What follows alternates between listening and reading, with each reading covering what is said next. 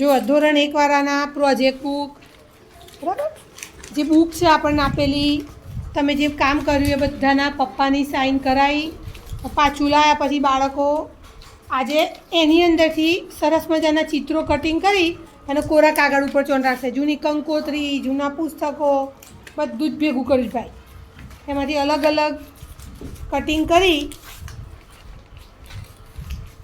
અને કાગળ ઉપર ચોંટાડ્યું કે જે આપણે જૂન મહિના પછી આપણે અહીંયા ફેલેન બોર્ડ ઉપર લગાવીશું બધાના અલગ અલગ ચિત્રો.